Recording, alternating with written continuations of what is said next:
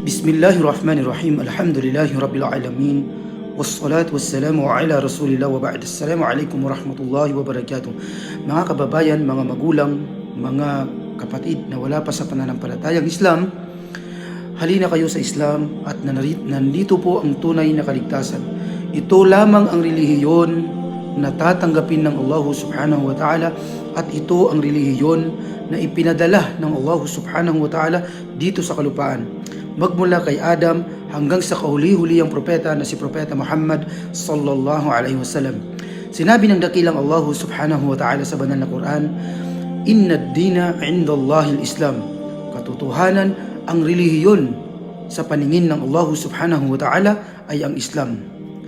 Kaya't mga kapatid sa Islam, ang relihiyong Islam lamang ang nakikita ng Allah subhanahu wa ta'ala na Kanya lamang itong tatanggapin sa kabilang buhay.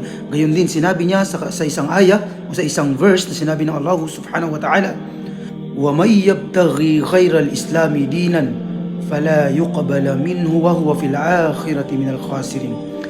Na sinabi ng dakilang Allah subhanahu wa ta'ala, sino man ang maghangad ng ibang relihiyon maliban pa sa Islam, ay hindi ito tatanggapin sa kanya, at sa kabilang buhay siya ay magiging kabilang sa mga khasirin o sa mga talunan.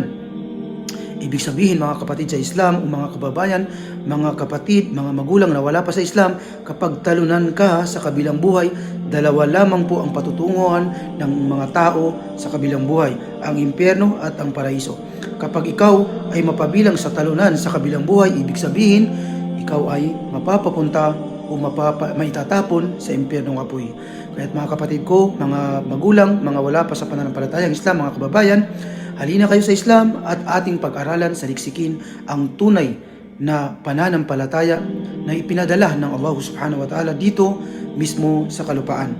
Sinabi pa ng Allah subhanahu wa ta'ala sa banal na Quran, وَلَقَدْ بَعَثْنَا فِي كُلِّ أُمَّةٍ رَسُولًا أَنْ يَعْبُدُوا اللَّهَ وَاجْتَنِبُوا الطَّاغُوتَ.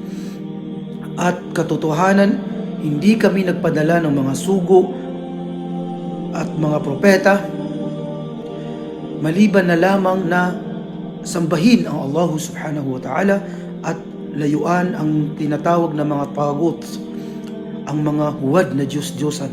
Kaya't mga kapatid sa pananampalatayang Islam, mga magulang na wala pa sa Islam, halina kayo sa Islam, subukan po ninyong pag-aralan ang pananampalatayang Islam.